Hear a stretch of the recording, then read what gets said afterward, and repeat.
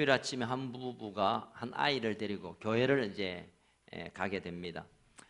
어쨌든 뭐 차 시동 걸었는데 엄마가 늦게 나오잖아요.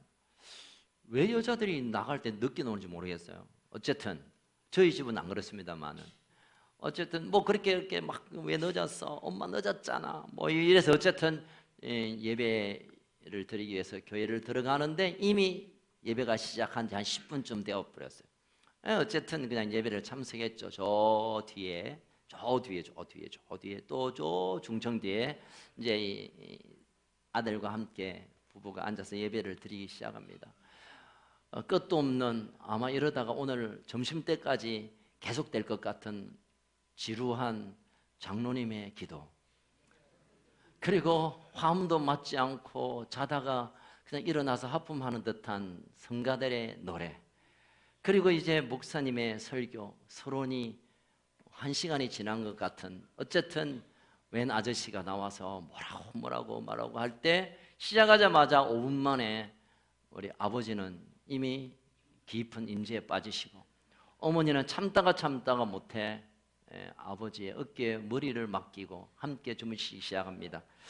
이 아들은 이제 뭐 어떻게 예배가 끝나야 되는데, 그래서 엄마를 깨워도 일어나지 않고, 그래서 주보를 접어서 비행기를 만들었다가 배를 만들었다가 학을 접었다가, 그래도 저 아저씨의 긴 중점의 설교는 끝나지 않습니다. 무슨 말을 하는지 돌아보니까 거의 다 주무시고 계시고, 그래서 엄마를 깨워도 일어나지 않고 아빠를 깨워도 흔들어도 안 일어나서 너무너무 화가 난 이 아이가 엄마에게 큰 고함을 치면서 깨웁니다. 엄마!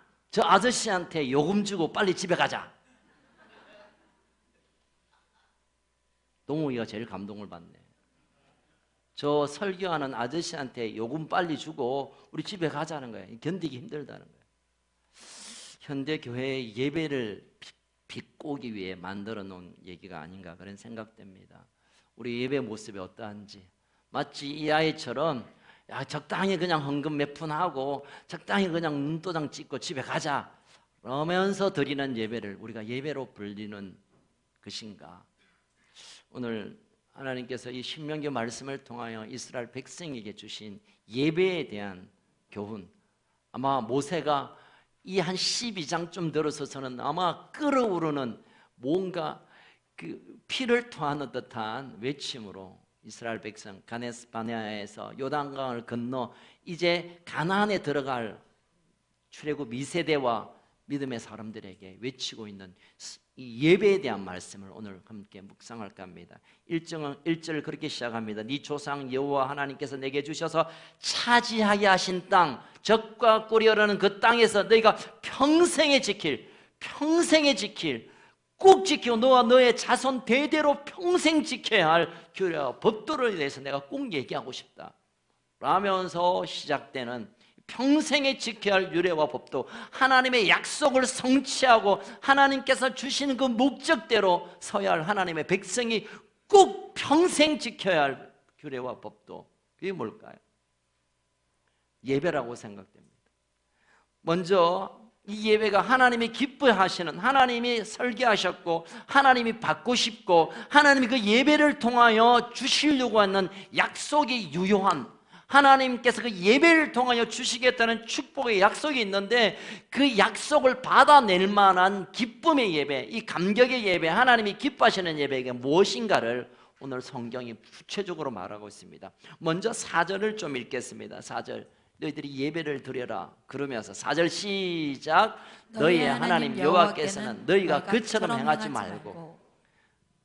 지금 모세가 하나님의 마음을 가지고 이스라엘 백성에게 예배를 어떻게 드려야 되는가에 대한 얘기를 하면서 너희들은 그처럼 하면 안 돼.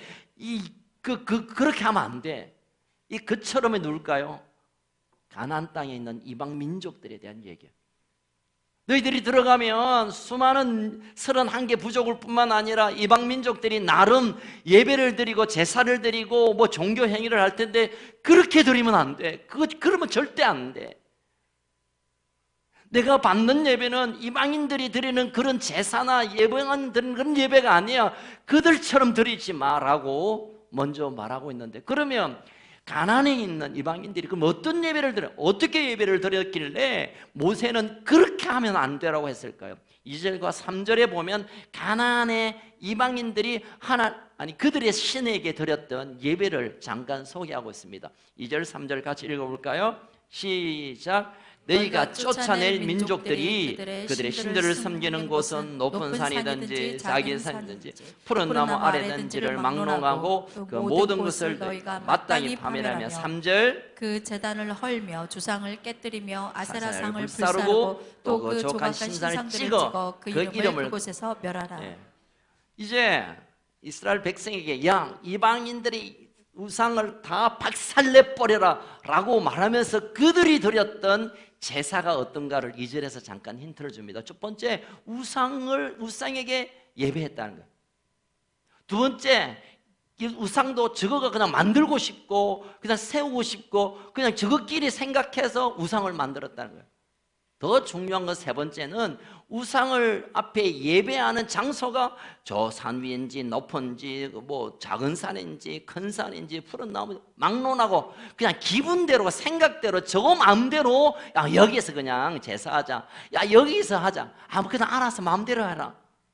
쉽게 말하면 이걸 종합하면 가나안 땅의 이방 민족의 예배는 지 하고 싶은 대로 방법, 지가 드리고 싶은 신을 지가 마음대로 선택하고 지가 하고 싶은 장소에서 자기가 원하는 대로 그냥 예배를 드린 그들처럼 하지 말라는 거야. 4절에서 그렇게 하면 안 돼. 그렇게 하면 안 돼.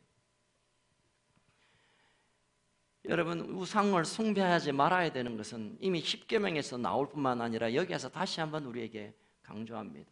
자, 우리가 우상 숭배하면 그냥 번뜩 떠오르는 생각은 저 뭐 금부처 앞에서 뭐 빌고 뭐 큰 나무나 또는 큰 돌 앞에서 뭐 아들 점지해 주라 뭐 이러거나 또는 뭐 뭘 들고 있는 무당 또는 뭐 이런 무속인들 불러가지고 뭐 이런 걸 우리가 우상 숭배라고 하긴 해요, 사실. 그런데 오늘 본문에서 하나님께서 우상 숭배 다 아세라, 이거 다 박살내라 라고 하실 때 하나님이 초점을 맞추는 게 뭐냐, 그 인간들은 자기 하고 싶은 대로 자기 하고자 원하는 방식대로 자기가 원하는 것을 자기가 원하는 장소를 골라서 자기 마음대로 자기 중심으로 드리는 이 예배 드리지 말라라는 것을 오늘 본문에서 초점을 맞추고 있는 거예요. 다시 말하면 하나님이 기뻐 받으시고 그 예배를 통하여 약속하시는 축복이 실제로 일어나는 예배는 뭐냐면 내 마음대로가 아니라 내 방식대로가 아니라 내 감정과 기분대로가 아니라 내가 생각한 방식이 아니라 하나님이 기뻐하시고 하나님이 원하시고 하나님께서 말씀하신 대로 예배, 하나님께서 원하시는 대로의 신앙, 그것을 하나님이 요구하셨어요. 이것을 우리에게 적용해 보면 불상 앞에 비는 것도 우상 숭배이고 돌아가신 부모님께 제사 드린다고 뭐 이런 것도 우상 숭배지만 내 마음대로 내 생각대로 내 주관대로 예배하고 신앙하는 것이 우상 숭배자입니다. 꼭 기억하셔야 돼요. 내 생각대로, 내 방식대로, 내 감정대로, 내 기분대로, 내 습관대로 예배하고 여기서 예배하고 저기서 예배하고 이렇게 예배하고 저렇게 예배하고 그러고 내가 원하지 않는 방식으로 예배하면 이게 문제고 저게 문제고 하는 이 모든 것들 핵심이 뭡니까? 내 마음대로 예배 안 드리는 것 원하지 않고 내가 원하는 대로 예배 드리고 달라는 것, 이게 우상 숭배자들의 행태라고 오늘 성경이 말하고 있는 거예요. 우리가 좀 경고로 이걸 좀 받아야 돼요. 예배가 말이야 또는 교회가 말이야, 이게 얼마나 무서운 죄인지. 제가 얼마 전에 어떤 뭔가 좀 대화를 하면서 제 마음에 좀 아픔이 있었어요. 떠다니는 소문을 듣고 제가 그날 밤 잠을 못 잤어요. 그래서 이걸 어떻게 할까 해서 기도하는 가운데 하나님, 이런저런 막 불편한 소문 때문에 내 마음이 아파요. 어쩔까요? 이번에 막 때리쳐 아플까요? 그럴 때 하나님 주신 말씀이 있어요. 너 내 말을 듣는가 아니면 전혀 근거 없는 사람들의 말을 듣는가 네가 결정해라.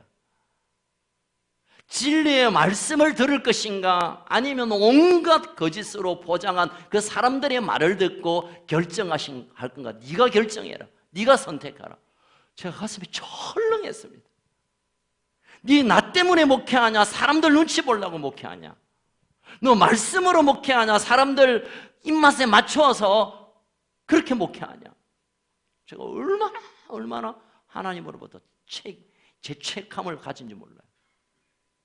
그래서 밤새 하나님께 회개했어요. 하나님 죄송합니다. 나의 예배가, 나의 목회가, 나의 삶이 하나님이 정하신 하나님의 중심의 것들이 아니라 내 기분, 내 생각, 내 판단, 또는 사람들의 기분, 사람들을 어떻게 좀 편하게 해주려고 했던 것들에 대해 하나님께서 회개를 저에게 말씀하셨어요. 오늘 이스라엘 사람들이 이제 가나안에 들어가면 예배를 드릴 거 아니에요. 일단 예배 드릴 텐데 가만히 보니까 저들 예배가 너무 재밌는 거야. 모여서 먹고 마시고 그러고 나서 남녀들이 막 몸을 막 부비고 너무 멋져 보이잖아요, 여러분. 당장 따라하죠. 또 어디 가니까 야, 오늘 간단하게만 점만 찍고 집에 가자. 그냥 모였다가 알아서 놀아. 얼마나 멋진 예배예요, 여러분. 얼마나 편리하고 얼마나 간소하고 얼마나 기분 좋은 일이에요. 또 어디 가니까 막 네 최고다, 네 멋지다, 네 복 받는다 얘기해 주니까 너무 좋은 거예요. 뭐 거기에 가서 예배 드리고 싶은 마음이 안 생기겠습니까? 하나님은 그것을 알고 모세의 입을 통하여 야, 세상 사람들이, 이방인들이 하는 예배 방식, 종교 행위 그거 그만두고 그치고 말씀 앞으로, 또는 내가 원하는 그래서 하나님은 구체적으로 예배의 방식을 출애굽기에서, 레위기에서, 또는 오늘 신명기에서 이렇게 예배드리라, 이렇게 짐승을 잡아라, 이럴 때는 이런 짐승을 잡아라, 이럴 때는 어떻게, 하나님이 구체적으로 예배의 방법을 우리에게 제시하신 것입니다. 사랑하는 우리 컨습 가족 여러분, 예배의 중심은 내가 아닙니다. 예배의 중심은 목사도 아니고요, 예배의 중심은 장로님도 아니고, 예배의 중심은 내가 아니라 예배의 순간은 하나님이 중심이어야 될 줄 믿으시길 주의 이름으로 축원합니다. 하나님이 받으시는 예배 드리려고 우리가 모였지, 하나님 제껴놓고 우리끼리 재밌고 우리끼리 놀고 우리끼리 좋다고 박수치고 그 예배가 아니에요. 그냥 예배가 아니에요. 이 예배를 통하여 하나님이 높임받는 일에 우리가 가장 포커스를 두고 그게 다예요, 여러분. 하나님 영광 받으시고 하나님 좋으신 분이며 하나님이 우리 인생의 주인 되심을 맞추면 그 하나님이 그 예배를 받으시고 우리에게 하실 말씀을 하시고 우리에게 깨달을 바를 깨닫게 해주시고 우리에게 힘든 것들을 회복해 하시고 그 일들이 교환돼 신비한 교환이 되는, 우리가 하나님께 집중하여 모든 것을 올려드릴 때 하나님께서 우리에게 좋은 것들을 내려주시는 그 신비한 하늘과 땅의 교환이 일어나는 장소와 시간과 그 기회가 예배입니다. 할렐루야. 그래서 우선 우리의 관점은 하나님께 예배드리고 하나님 말씀이 어떤가, 하나님이 어떤 분이신가, 하나님 오늘 나에게 어떤 일을 하실 건가에 집중할 때 하나님께서는 우리에게 오셔서 우리가 소원하는 대로, 때로는 우리에게 필요한 대로 하나님이 하실 일을 행하여 주실 줄 믿으시길 주의 이름으로 축원합니다. 이사야 43장 21절에 보면 우리의 예배의 초점을 이렇게 말합니다. 같이 읽겠습니다. 이 백성은 내가 나를 위하여 지었나니, 나를 찬송, 나를 월십한, 나를 예배한, 나를 경배하기 위하여 내가 이 백성 지었는데, 내가 나를 위하여. 어쩌면 하나님이 너무 그러시네요. 아니, 예배를 당신을 위해서 왜 드려? 예배 와서 마음의 위로도 받고, 예배 와서 그동안 못 잔 잠도 주무시고, 예배에 와서 은혜 받고 마음의 위로 받고, 이건요 2차적 3차적 그건 보너스의 얘기예요. 하나님은 자신을 위하여 우리를 예배하기 위해 우리를 불렀고 지으셨대요. 그럼 우리가 손해볼 것 같죠? 하나님을 위해서 우리가 다 하면 우리가 아니요, 여러분. 우리가 부모님과 함께 시간을 나누면 부모님의 얘기를 듣기를 원하고, 부모님이 어떻게 하면 우리 집에서 높임 받기를 원하는 분위기에는 사랑이 흐르고, 부모님이 다 먹고 그냥 혼자 다 드시고 끝나나요? 부모님이 더한 것들로 자녀들과 나누고 싶고 베풀고 싶고 흘려보내고 싶은 것. 예배가 하나님 중심이 될 때 하나님에게 있는 모든 것들이 우리에게 넘겨져 오는, 흘러오는 이런 기적들을 경험하는 저와 여러분 되길 주의 이름으로 축원합니다. 예배의 핵심은 하나님 중심. 두 번째로 6절을 읽겠습니다. 시작. 너의 번제와 너의 제물과 너의 11조와 너의 손의 거제와 너의 서원제와 낙한 예물과 너의 소와 양의 처음 난 것을 너희는 그리로 가져다가 드리라. 여러분, 예배는 드림입니다. 예배는 드림입니다. 예배는 하나님의 중심이고, 두 번째는 예배는 드림입니다. 이제 헌금 설교하면 여러분 갑자기 막 현기증이 나고 혈압이 갑자기 오르고 심장이 좀 이렇게 딱딱해지고 갑자기 인상이 얼굴에 기러기가 지나가고 뭐 이러시는 분 계시는데요. 제가 그래서 이 헌금 설교를 많이 피합니다만은, 그러나 지금 하나님께서 모세를 통하여 이스라엘 백성에게 너희들이 평생 지켜야 할 규례, 이거 지키면, 이미 우리가 11장 이전에 내 법도와 율례와 말씀을 지키면 그리하면 너에게 얼마나 많은 복을 내가 주겠다고 약속했는데, 그 약속의 첫 번째는 하나님의 기뻐하는 예배, 그 두 번째는 네가 나에게 드리라, 나에게 바치라. 6절에 보면 번제의 제물 11조, 거제, 서원제, 낙헌 예물, 소, 양의 처음 난 것들 뭐 다 바치면 뭐 어쩌라고, 우리 보고 어쩌라고. 하나님께서 우리에게 요구하시는 것에 대해 우리가 계산을 해보면, 계산기를 두드려 보면 이건 우리 다 거지되란 말이죠. 처음 된 거 다 내고, 제사가 또 왜 그리 많아? 번제, 서원제, 낙헌제, 뭐 그리 많아. 그러니까 단촐하게 그냥 쌈박하게 쿨하게 그냥 한번 짱들이 그만일 때, 하나님께서 우리에게 요구하시는 바가 있어요. 여러분, 헌금은 신앙의 고백이에요. 여러분, 제가 서도에 말씀드린 것처럼 아저씨에게 요금 바치는 게 아니라, 예배 드리니까 입장료 내듯이 내는 게 아니라, 또 어떤 분은 내가 헌금하면 하나님 복 주겠지, 로또로 생각하시는 분이 계세요. 또 헌금 많이 내면 하나님 복 많이 주겠지. 아니요. 성경 그 어디에도 그런 얘기 없어요. 성경에서는 하나님은 우리에게 바쳐라, 가지고 와. 그래서 너희들의 모든 것이 나로부터 시작된 물질의 신앙 고백을 하면, 그 신앙 고백 위에 내가 너희들이 계산할 수 없는, 아무리 두드려도 계산이 될 수 없는 더한 것을 내가 주시려고 하나님 우리에게 먼저 요구하시는 거예요. 여러분, 기억하십시오. 헌금의 얘기는 우리를 좀 불편하게 하는 것이 아니라, 우리에게 하나님의 약속을 우리 가운데 이제는 실제화시키기 위한, 이건 분명한 하나님의 요구하는 바예요. 이건 정말 참 목사로서 이 얘기를 좀, 여러분 어려운 건 제가 너무나 알고, 요즘 경제가 어려운 것도 너무나 알고, 사실 다 주식이고 뭐고 다 반토막이고 월급도 제대로 못 받는 분도 많은 계신 거 제가 알아요. 그래서 여러분, 이번 어려울 때는 제발 좀 헌금 내지 마시고 교회가 빚을 내서라도 여러분 좀 나눠드릴게요, 이러고 싶어요. 제 마음으로 정말 그러고 싶어요.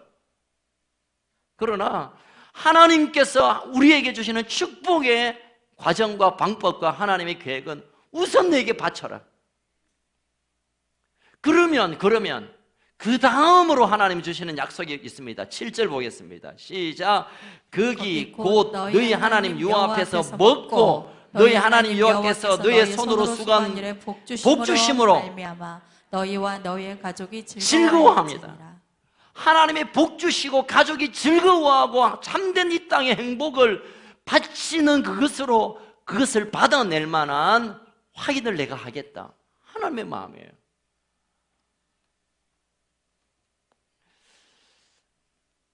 여러분, 결코 헌금은 요금이 아닙니다.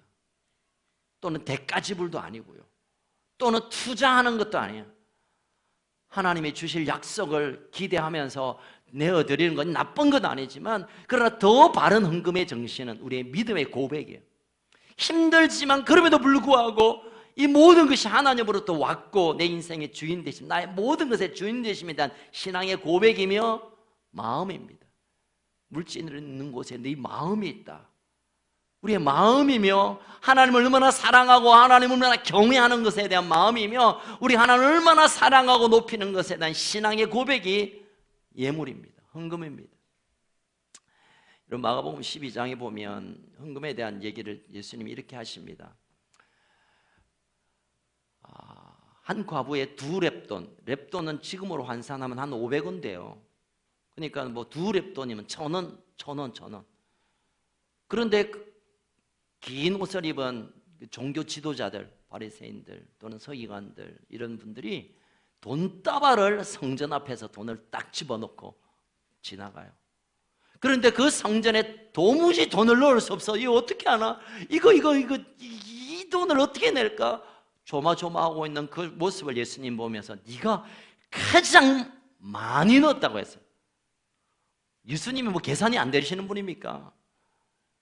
여러분 돈다발을 내는 헌금과 1,000원짜리 한 장을 어떻게 우리가 비교하면 우리는 금방 계산되잖아요. 이거 1,000원짜리 있으나 마나 안 내도 되고 내도 되고 있으나 마나한 돈입니다. 그러나 주님이 보실 때는 가장 큰 것으로 가장 많은 것으로 하나님께 드렸다고 주님은 그렇게 평가했습니다. 왜냐하면 이 여인에게서는 그것이 모든 것이었어요. 모든 것이면서 그 모든 것을 온 마음을 드리고 신앙의 고백으로 드렸기에 주님은 그것을 큰 돈, 큰 헌금, 많은 것으로 주님은 인정했다는 겁니다. 이 얘기와 좀 상반되는 또 얘기가 있죠. 한 여인이 옥합을 깨뜨려서 예수님의 발에 붓고 자기 머리털로 씻는, 여러분 그 옥합의 가격이 300데나리온인데 데나리온에 대해서 제가 설명을 많이 했기 때문에 그냥 쉽게 말하면 한 2천만 원은 해당되는 일이에요. 2천만 원짜리 되는 그 옥합을 박살을 내가지고 누구한테 나누는 것도 아니고 그냥 버린 거예요. 예수님 발 앞에 버린 거예요. 가룟 유다가 뚜껑 열렸죠. 이 여자야, 그 가난한 사람의 나는 좀 얼마나 많은 사람이 먹고 살겠냐, 그걸 아깝게 그걸 다 버리냐.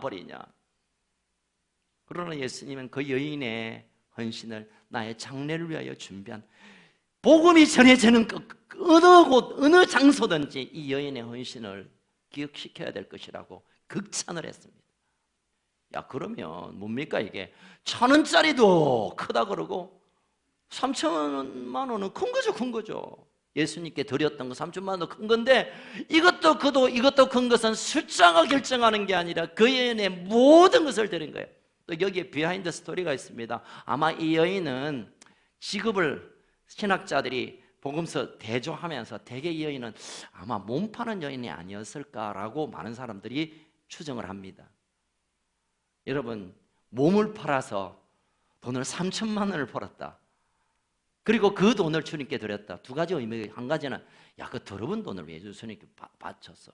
또는 그 큰 돈을, 아마 이 여인이 그 돈을 준비해서 이제 이 돈이면 내가 과거에 몸 파는 직업에서 끝나고 이제는 나도 한 여인이 한 남편의 한 남자를 만나서 나도 온전한 가정을 한번 꾸리고 싶은 그 열망으로 안 먹고 안 자고 몸을 팔아 그것을 준비한 거예요, 사실은.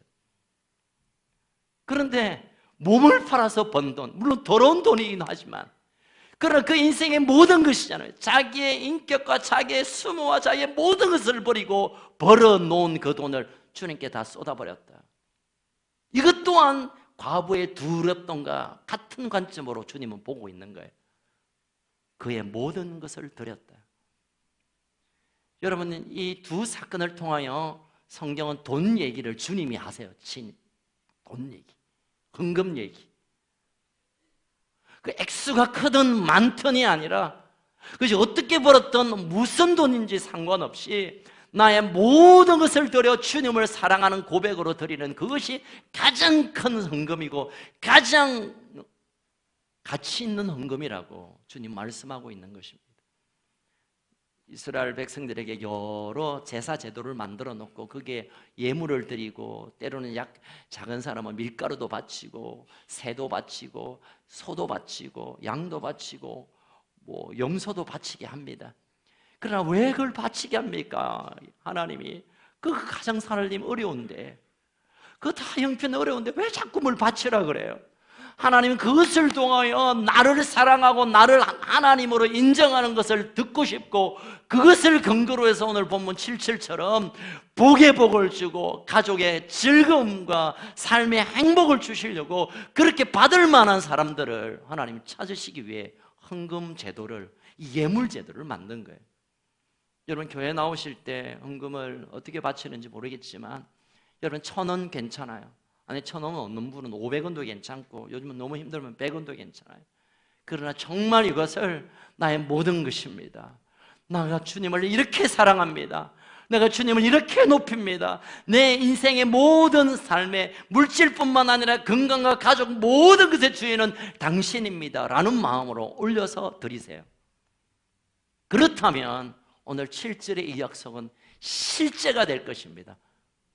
네가 복을 받고 가족의 즐거움이 있는, 여러분 우리 가족의 즐거움만큼 더 큰 즐거움이 어디 있습니까? 우리 인생의 본래의 행복을 이 아름다운 섬김의 예배를 통해 하나님 일하시겠다는 거예요.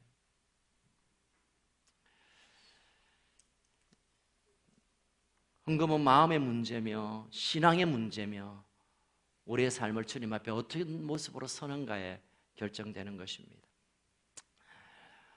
여러분 하나님께서 받으시는 건 어쩌면 별거 아닌 것 같지만, 그러나 하나님 우리에게 주신 것은 셀 수 없는 것입니다. 셀 수 없는 것. 특별히 여러분 예배 가운데, 이제 결론의 말씀을 좀 드릴까 하는데, 예배 가운데 우리가 하나님이 기뻐하는 예배로 우리가 전심과 우리의 마음을 쏟아 신앙의 고백으로 드리는 예물을 통하여 받으시는 이 예배는 하나님이 얼마나 기뻐하시는지, 그래서 하나님은 그 예배 가운데 달려오기를 원하세요. 하나님을 중심으로 모시고 하나님께 사랑의 고백으로 나아가고 드리는 그 장소와 그 공동체에 하나님은 달려오시길 원해요. 그래서 예수님은 신령과 진정으로 예배 드리는 자를 하나님이 찾으신대요. 어디에 내 마음을 흡족하는 예배를 드리고 있을까? 어디에 나의 사랑의 고백으로 드림이 있는 곳에 내가 가고 싶은데 하나님 찾고 계시는데 왜 찾을까요? 오셔서 온 7절의 약속을 성취시키려고. 7절의 약속, 네가 손으로 수고하는 모든 일에 복을 주고 가족들이 즐거움으로 행복하며 감격으로 사는 인생 내가 좀 열어주고 싶다고 하나님 우리에게 요청하고 있는 것입니다. 여러분 예배에서 이런 놀라운 은혜가 부어진다면 정말 우리 단 한 번의 예배를 통하여 우리의 삶은 회복되고, 단 한 번의 예배를 통하여 하나님의 약속이 실제화되는, 성경의 구석에 처박혀 있는 단어가 아니라 이 말씀이 내 삶을 통하여 실제로 성취되는 이 놀라운 복을 받게 될 것입니다. 토미 텐이라는 목사님은 이런 얘기를 했습니다. 우리의 예배의 관건은 그분의 발견, 하나님이 우리 예배 가운데 계시는 것을 발견하면 예배는 끝이라는 거예요.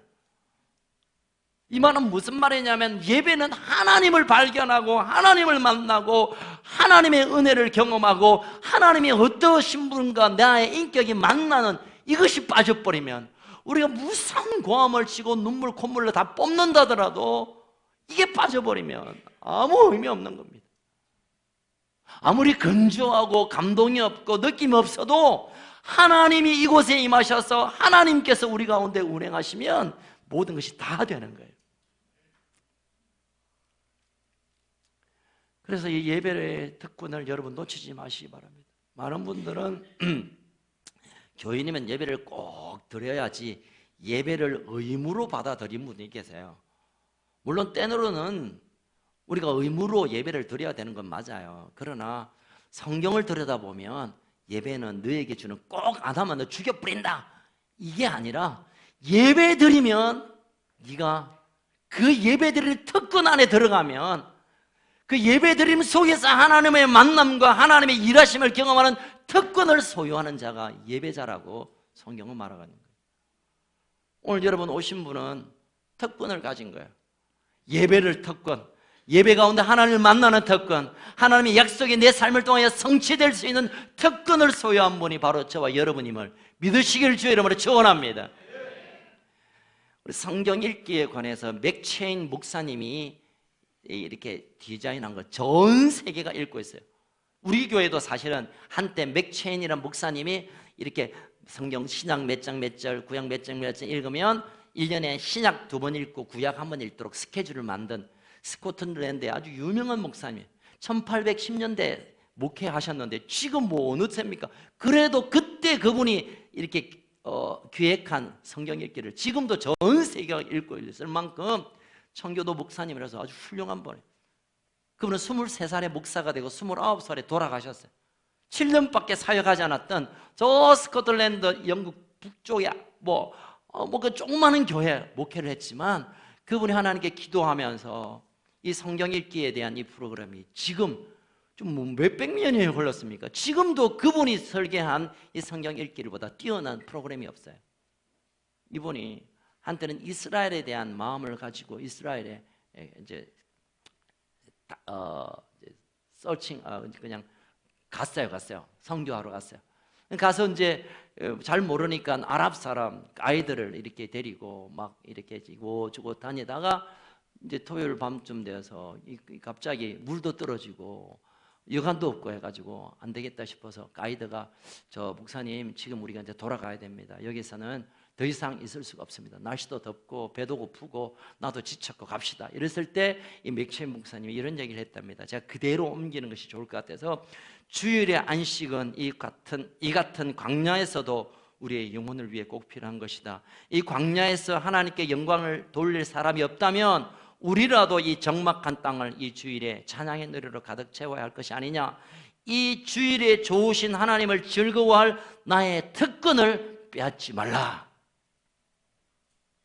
광야에 아무도 없고 불편하기도 하고 힘들지만 이 광야에서 하나님을 찬양하며 하나님의 임재 가운데 일하실 것을 이 놀라운 축복, 예배의 축복, 주일의 이 기쁨의 축복을 네가 왜 빼앗으려고 하느냐. 조금 불편할 수 있다, 조금 힘들 수 있지만 이 주일에 드려지는 이 예배의 특권을 무엇과 바꿀 수 없는데, 여러분이 예배의 특권을 놓치지 않으시길 주의 이름으로 축원합니다. 때로는 물질 때문에, 때로는 건강 때문에, 이런저런 사정 때문에, 또 남모르는 갈등 때문에 예배를 우리는 생각보다 쉽게 내려놓을 때가 있어요. 오늘 막 기분이 꿀꿀하니까 오늘 예배 좀 쉴까? 저 양반하고 예배 드리는 게 진짜 짜증나, 쉴까? 야, 이 하늘이 눈이 부시게 푸르른 이 가을날 산이 나를 막 부르네. 그래서 오늘은 예배 쉴까? 여러분, 그 위대한 특권을 놓치는 어리석음을 갖지 않기를 바랍니다. 이 예배가 얼마나 소중한지, 이 예배로 통하여 하나님이 주시는 약속이 얼마나 놀라운지, 예배의 특권을 결코 놓치지 않기를 주의 이름으로 축원합니다. 이제 말씀을 맺겠습니다. 예배는 하나님의 놀라운 축복의 약속이 있어요. 그냥 한번 예배 진하게 드리고 좀 시원하다 이게 아니라, 예배가 하나님의 그 영광과 그 엄청난 하나님을 대면할 뿐만 아니라 오늘 7절의 약속처럼 우리의 손으로 하는 모든 일에 하나님이 친히 개입하셔서 복을 주실 뿐만 아니라 우리 가족이 즐거움으로 우리의 삶에 풍성한 아름다운 열매가 맺는 이 일이 예배를 통하여 시작되는 거예요. 그래서 하나님이 이스라엘 백성에게 예배를 얼마나 귀찮게 할 정도로 예배를 많이 드리라는지 몰라요. 월삭 매월 시작할 때마다 드리라. 또 주말에 그 안식을 지키라. 수많은 절기들 7개의 절기뿐만 아니라 수시로 예배를, 왜 예배를 귀찮게 합니까? 예배를 통하여 하나님은 그 삶에 오시고 싶고, 오셔서 그들이 필요한 것을 채우고 싶고, 그리고 너희들에게 이 땅에서 경험할 수 없는 하늘의 기쁨, 가족과의 즐거움을 하나님 막 주고 싶어서 예배를 통하여 그 일이 가능하니까. 사랑하는 우리 건축가족 여러분, 예배의 이 놀라운 특권, 이 놀라운 약속 붙드시길 주의 이름으로 축원합니다. 또한 이 예배는 하나님의 중심의 예배, 하나님의 중심의 예배. 어떻게 하면 하나님을 높일까? 어떻게 하면 하나님이 행복해 하실까에 관점 맞추고, 그래서 내 생각을 좀 내려놓고, 내 감정도 좀 접어놓고, 내가 원하는 바도 좀 이렇게 내려놓고, 하나님에게 집중할 때 하나님 우리에게 오셔서 하나님의 일을 행하신다면 어쩌면 우리가 원하고 우리가 바라는 것보다 더 놀라운 것들로 채우는 역사가 일어나게 될 줄로 믿으시기 바랍니다. 예배 특권. 살아계신 하나님 아버지 감사합니다. 우리가 이 땅에 살면서 이런저런 바쁜 일 때문에 또 힘든 일 때문에 괴로운 일 때문에 또 광야를 홀로 걷는 것 같은 외로움과 참 힘든 시간 때문에 그냥 가만히 있고 싶고 그냥 귀찮은 일 접어놓고 그냥 그렇게 살고 싶지만 하나님은 그 광야로 걸어가는 우리를 아시기에 예배로 나아오느라 내가 그 예배 가운데 내가 너를 만나 너의 아픔들, 너의 눈물들, 너의 고통들, 너의 가슴 아픈 것들을 달래고 하늘의 영광을 바꾸어 주겠다. 이 땅에 쓰고 손으로 열심히 일했지만 손에 남는 건 없지만 내가 그 손에 필요한 모든 복을 주겠다. 가졌지만 가족들의 깨어짐 때문에 고통한다. 그러면 예배로 나오너라. 그러면 내가 그곳에서 너를 만나 가족의 즐거움을 주시겠다 약속하고 있습니다. 하나님이 이 우리의 드리는 예배가 하나님의 기뻐하는 예배, 우리의 삶을 드리고 신앙의 고백으로 드리는 드림에 있는 예배, 그래서 이 위대한 예배를 우리가 결코 놓치지 않고 이 예배의 특권을 붙잡고 이 험악한 광야를 돌파하는 그 믿음의 성도들, 믿음의 하나님의 가족들 되게 하여 주시옵소서. 우리를 사랑하시는 예수님 이름으로 기도하옵나이다. 우리 함께 일어나서 찬양 드립시다. 나의 모습, 나의 소유.